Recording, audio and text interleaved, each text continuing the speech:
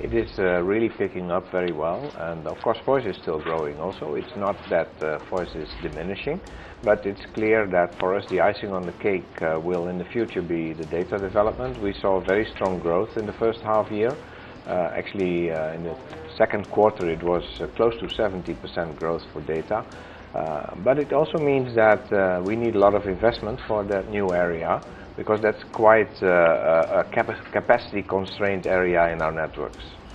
Staying with data, do you think that going forward, is there enough policy support really to push data growth, given that spectrum continues to be a huge constraint? So how do you see policy being an enabler in your data story going forward? How do you see the role of the government in this?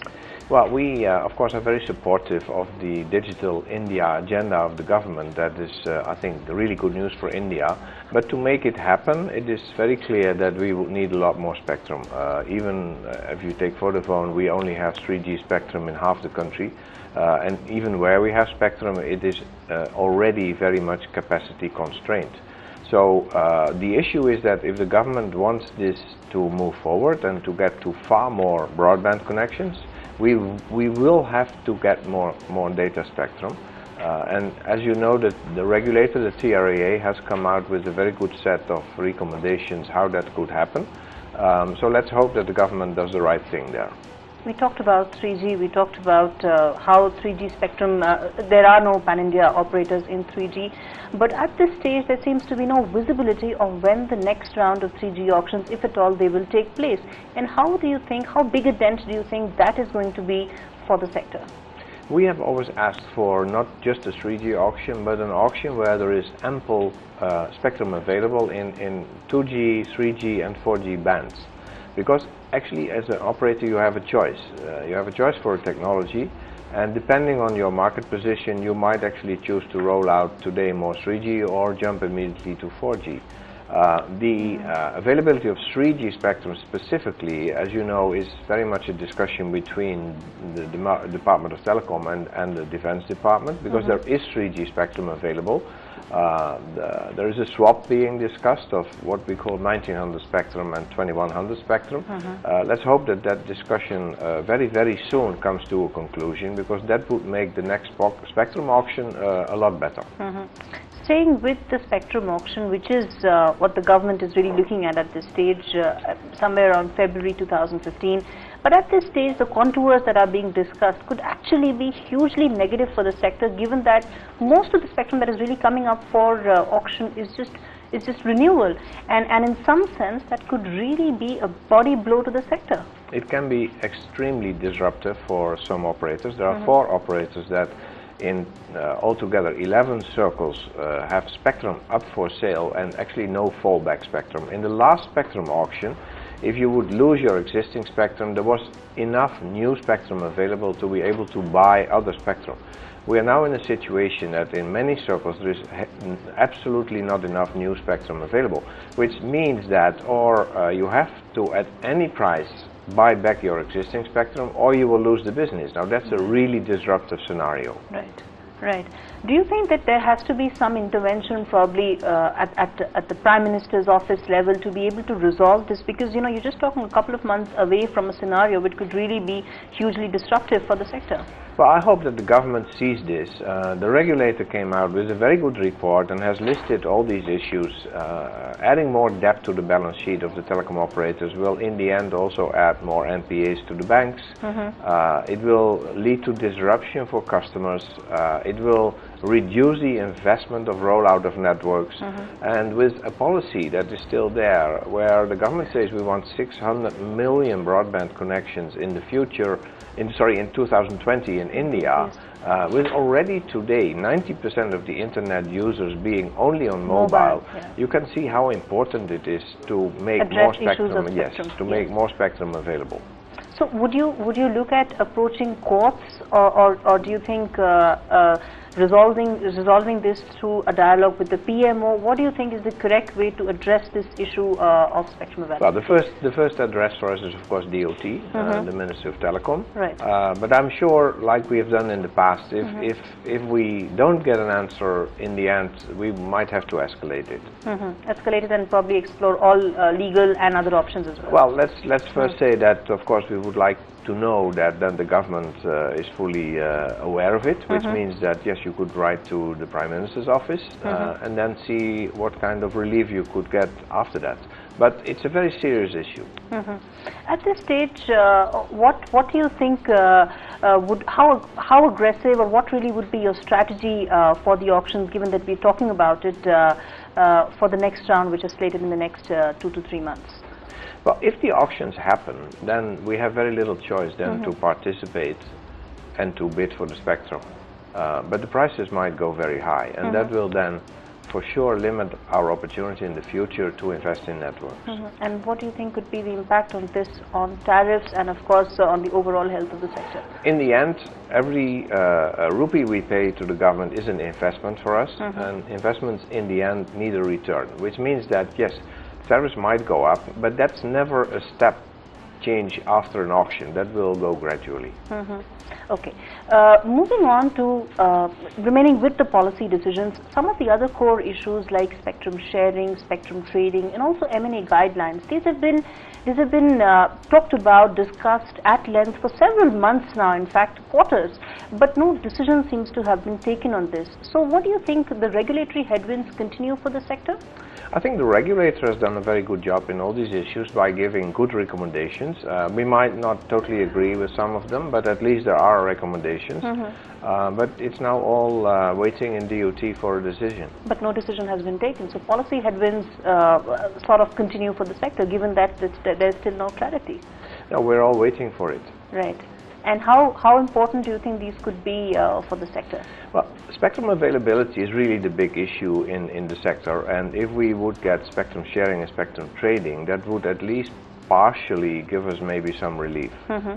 And what about M&A guidelines? We've talked at length about how the sector needs consolidation, but there was one big M&A deal that really happened this year, and it went sour. So does the sector, is it really ripe for consolidation? The sector should be right for consolidation, and we are as Vodafone looking at opportunities always, because we think, as I've said in the past, that we are one of the natural consolidators because we're here for the longer term and we are financially a very strong company. Right. But it is not easy under the existing rules, and the complexity around also the balance sheets of the companies is not easy, because most of the smaller operators have huge debts on their balance sheet, which actually makes it financially not very attractive to merge with them. So do you expect, or do you think that the M&A guidelines, once they finally take shape, could actually be a boost for consolidation? Or do you think they're really going to be a deal breaker, given that you have to pay for spectrum at market price? Well, some of the things you can always say it's too little and too late. I think if we had had good M&A guidelines 3 years ago, probably you would have seen consolidation. But in between, these huge debts have been built up on the balance sheet. So we will have to see if the M&A guidelines change, if it is not too late. Because again, at that moment, also if other spectrum has become available via auctions, at a certain moment that need is no longer there, and the financial burden of doing it might actually no longer be attractive. Right. So yeah. So M&A guidelines may not really serve the purpose that they were originally meant out to do. Yeah. Okay. And also in terms, you did mention that Vodafone is here for the long haul, is of course a potential acquirer in the market. So would you be looking at large-scale transactions, or would you be looking at, for instance, a transaction like Loop, which would have probably just given you a lot more muscle in that particular circle? We are open to anything that makes us stronger, and we lack certain assets. For example, 3G spectrum in half of the country, we don't have it. So I would be really interested to buy that, be it via M&A, be it via spectrum trading, be it via auctions.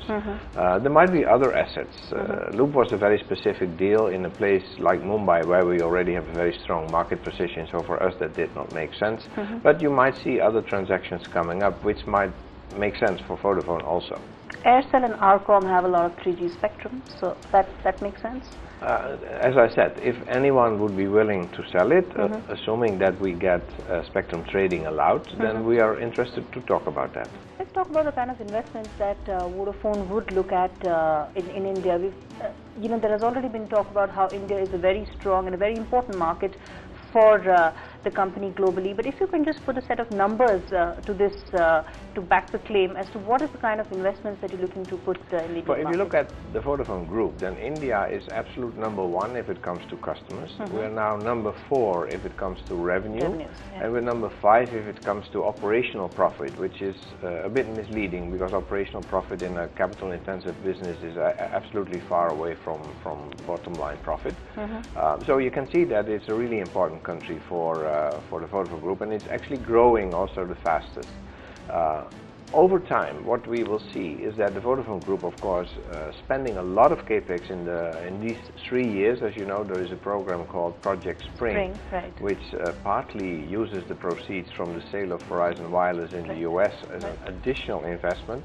Part of that money is also spent in India. For example, 700 million is what in the first half year, we have invested 3,500 crores in India alone. So you can see that we're really speeding up our capex. We built over the last 12 months some 20,000 sites, combined 2G and 3G sites. So there is a huge rollout of network happening.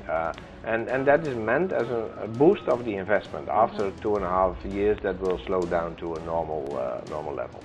But globally, there is this positioning, or at least what the company really is thinking about, is that India should be #2 over a period of time globally in its global operations. It has slipped to #4. Do you think it's just a matter of a particular quarter, or there needs to be some more strategy behind it? Yeah, the slipping to #4 has nothing to do with performance. Actually, what happened was that the UK, when we bought Cable & Wireless had a very big operation in the UK. So suddenly Vodafone, the mobile part, got a real boost of many billions of pounds revenue from Cable & Wireless. And in the same deal that I just referred to, selling Verizon Wireless, actually Verizon Wireless owned a part of Vodafone Italy. And in that deal, Vodafone bought back Vodafone Italy, which actually on a revenue basis suddenly then makes it bigger in the group again. So it's not because we were slipping, it was just due to M&A transactions that other operations grew faster. Okay. Now coming back, to a lot of those policy decisions and a lot of those legislation, a lot of those legal issues that we've been talking about, license expiry continues to be an issue that is still unresolved, and there doesn't seem to be again a clarity or a window as to when can this really be clarified. Your stance on license expiry, the fact that it's still in courts, and how important do you think this is for the company? Yeah, well, there are several issues around license extension. We still are basically of the opinion, and that's in court, that we were entitled to a 10 years extension. Our license rights that is for 20 years with a 10 years extension opportunity. That's in court. The second thing is that the government, when they did not honor that commitment, said that if you buy new spectrum, you want new 20 years, you need a new license, which is called the unified license. So we started a discussion with the government about the unified license. The issue is now that the government wants us to stop with 3G ICR, which we think is not fair, because that was disputed in court. We won the court case. It's actually now in Supreme Court. The government has gone in appeal in the Supreme Court. So you can then not do a quickie and say, sign here the license, and by the way, that means that you voluntarily have to give up 3G ICR. So that's where we have gone to court again, saying this is unfair. Okay. And assuming that a court relief doesn't come anytime soon, in time for the next round of auctions, it continues to, of course, affect the strategy of the company. Well, it is sad to because we've already had one round of auctions in February. The court case was pending and continues to be. You saw that we in February we participated in the auction. Actually, Vodafone spent the biggest amount of money in the auction. So in the end, we will do what is right for the company. But we also think it is actually sad that so many of these things end up in court, because we should be able to resolve them outside of court, but it's really difficult. One question again pertaining to the Delhi circle. Recently there was an issue that was raised by the regulator as to how spectrum is expiring end of this month. Consumers tend to actually get impacted the most because frequencies need to be retweaked. Are you hoping for any relief from the DoT? Yes, we hope for relief. The real reason is, of course, that the spectrum was released far too late. Right. We bought it in February or in March. We paid for it in March, and it came in 10 October actually. Right. So where in the past both the DoT and the regulator TRA have said that we would need at least 6 months to do this transformation in the network, because we need to shift to different frequency spots. We need to give up a spectrum also in the 900 part. Right. Actually, in the reality, we only got now from 10 October to something like 29 November, which is not enough. Right. So we've gone back to DoT and said, you need to give us more time, otherwise it will be major disruption. But DoT has rejected that claim. Prima facie, they have rejected that claim that there should not be any extension even on such technical grounds. Well, that is denying gravity. You need time to do these changes. And again, they have themselves said in the past that we would need at least 6 months for that. This is not something like you switch a button to another position. Absolutely. This is massive work that needs to be done in Completely, the network. the network needs to be retuned to new frequencies. Yes. Assuming that the DoT continues to stick to its stance, it has originally rejected the company's claims. So what are your options? Well, I'm actually not going to speculate about that, because I'm very hopeful that the DoT will do the right thing. Before we wrap this up, continues to be around 4G. The regulator did say that there needs to be a certain roadmap that needs to be in place before the government goes ahead for any round of auctions. But again, a lot of these recommendations are not being accepted by the DoT. We've for many years asked for a spectrum roadmap. Most countries in the world give a spectrum roadmap because there is a trade-off between certain types of spectrum that you can buy, and no operator in the world has unlimited money. So meaning you cannot buy everything. At a certain moment you need to say, for example, for 4G, I'm buying now massive 1800 spectrum today, or I'll wait until something like 700 megahertz spectrum comes up. Now, if you don't know when it comes and how it comes and how much will come, it's very difficult to make that trade-off. That is why you need a spectrum roadmap, and that's what the regulator has said. But we haven't seen it yet. Do you think, in your assessment, that the regulator and the DoT seems to be on two ends of the debate as far as all these policy issues are concerned? Here is the regulator saying, auction everything that is available, put everything that is available on the table, and you have the DoT saying, well, February 2015 is my timeline. Whatever comes, I'm going to put that for auction. If it's hurting the industry, well, too bad. Yeah, that is very sad, because I've worked in many countries, and in most countries the Ministry of Telecom is there to support the telecom industry. So they should not take a position, no matter what it is and what it does to the industry. They should support the industry, and this auction, if not more spectrum comes available, will harm the industry. One last question about the DoT looking to actually, come up with a suggestion that probably license expiry needs to be clubbed at some level. Probably a couple of years, you have a lot of licenses that are coming up for expiry. 15 and 14 and 16 still have a lot of licenses, but I think till 20 there are just a few. So the idea behind it is to actually have one auction instead of having piecemeal auctions. Are you in favor of something like that? Yes, absolutely, and that has been done in other countries also, because typically the mobile industry started not everywhere at the same date. The operators started later or a bit early. Same thing as in India has happened. If you would have what they call a sunset date that is equalized, and you can easily achieve that. For example, we have written actually to the DoT about this, if you might have seen. If you would extend our licenses temporarily until at least the 2017 auction comes up, then you could club a lot more spectrum in one spectrum auction. Because this auction will be bad, but actually the one that comes in 2017 for certain players is even worse, because there's very little spectrum that comes up and there's only very few players. Absolutely. So if you are one of them, that's not good news for you. It's unfair. So you need to club this, get this sunset date of all the spectrum at the same time, and then you will see you get a real auction, because then there is a lot of demand and a lot of supply, and then you get a real price. But the regulator is of the opinion it's like elections. Elections keep happening. There are by-polls, there are state elections, there are union elections. You cannot possibly hold all elections at the same time. So how can licenses be granted at the same time, and how can you have a sunset clause? No, it wasn't in the past, but you can do it in the future. Because otherwise you will never resolve this issue of spectrum pricing and spectrum availability. When this started, spectrum typically was not auctioned off. And only in the first 20 years of this mobile industry, government started to realize that there is no way that you can scientifically price spectrum, and there is no way that you can do it transparently. And I think in India we have some experience with that also, isn't it? So meaning that everywhere in the world people accept auctions, but then you have to make sure that the auction in itself functions well. And it can only function well if you have enough availability and enough demand. And if it comes up piecemeal one by one, you will never get that. Defeats the purpose. Yes. Right. Staying with pricing, are you satisfied, or are you in agreement with the pricing that the regulator has recommended for 900 and 1800? We think it is a bit on the high end, but in the last auctions you've seen that actually the reserve prices were not that relevant in the places where it really matters. Right. Because in the auction you get a dynamic that they go up anyhow. And my assumption is that as long as we do not make far more spectrum available, you will see that happening in the next auction also. One last question on extended GSM. The regulator has time and again talked about it and made a pitch for extended GSM. Of course, the GSM industry stands to benefit the most because you have a lot more spectrum that will be released.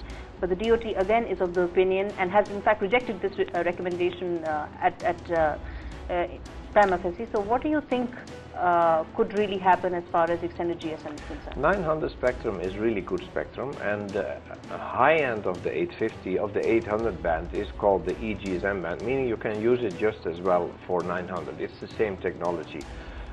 Today that spectrum is in use by CDMA players partly, and actually CDMA is mainly used now for dongles data traffic and not so much for mobiles anymore.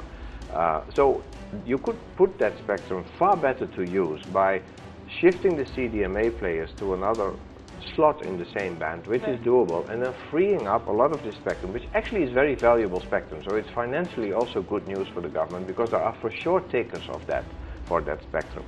But for whatever reason, that has not been happening also.